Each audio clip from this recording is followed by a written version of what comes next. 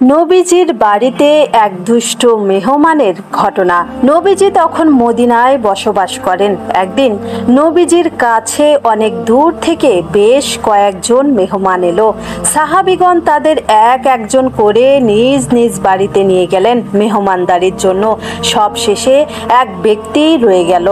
তাকে নবীজি নিজ বাড়িতে নিলেন। সে ছিল দুষ্ট প্রকৃতির লোক।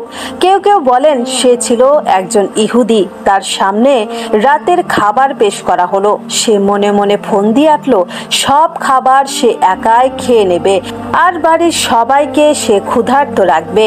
ফন্দি মতো পেট ভরে যাওয়ার পরও ইচ্ছে করে সব খাবার একাই খেয়ে নিল। রাতে নবীজি তার জন্য আরামদায়ক বিছানার ব্যবস্থা করলেন।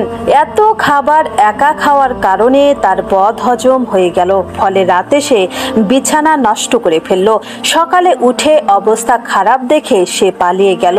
নবী করিম সাল্লাল্লাহু আলাইহি সাল্লাম যখন মেহমানের খোঁজ নিতে এলেন, এসে দেখলেন মেহমান আর বিছানায় নেই। নবীজির আফসোস হলো।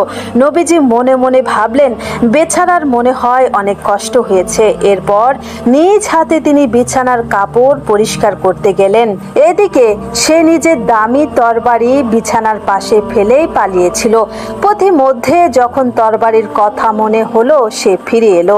ফিরে এসে দেখলো নবীজি নিজ হাতে সেই কাপড় পরিষ্কার করছেন। তাকে দেখে নবীজি রাগ করলেন না, তার শরীরের অবস্থা কেমন সেটা জিজ্ঞাসা করলেন এবং তার দামি তরবারি তাকে দিয়ে দিলেন।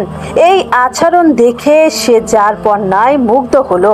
কালেমা পড়ে সে ইসলাম গ্রহণ করলো।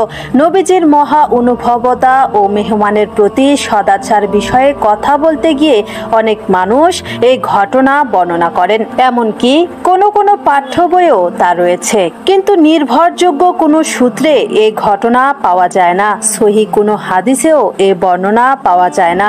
তবে নির্ভরযোগ্য হাদিস অনুযায়ী এমন কিছু ঘটনা পাওয়া যায় যাতে মেহমানের বেশি খাওয়ার বর্ণনা রয়েছে। মেহমানের বেশি খাবারের কারণে নবীর পরিবার ক্ষুধার্ত অবস্থায় রাত্র যাপনের কথাও রয়েছে।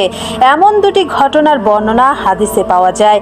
মুসলিম ইবনে হিব্বান ও হাদিসের বিশুদ্ধতা গ্রন্থের বর্ণনা মতে হযরত আবু হুরায়রা রাদিয়াল্লাহু আনহু থেকে বর্ণিত, তিনি বলেন, একবার এক কাফের নবীজির মেহমান হলো। নবীজি তার জন্য বকরির দুধ দহন করতে নির্দেশ দিলেন। একটি বকরির দুধ দহন করে তার সামনে পেশ করা হলো। সে সব দুধ পান করলো। তারপর আরেকটি বকরির দুধ পেশ করা হলো। সে তাও পুরোটা পান করলো। তারপর আরেকটি, সে তাও শেষ করে দিল। এভাবে সে 7টি বকরির দুধ সাবার করলো। সকালে সে ইসলাম গ্রহণ করলো। এবার তার জন্য একটি বকরির দুধ দহন করে আনা হলো। সে তা পান করলো। এরপর আরেকটি বকরির দুধ পেশ করা হলো। কিন্তু এবার এসে সে দ্বিতীয় বকরির দুধই পুরোটা শেষ করতে পারল না। তখন নবী করিম সাল্লাল্লাহু আলাইহি সাল্লাম বললেন, মুমিন এক উদারে পান করে আর কাফের পান করে 7 উদারে। মুসলিম হাদিস 2063, জামে তিরমিজি 1819।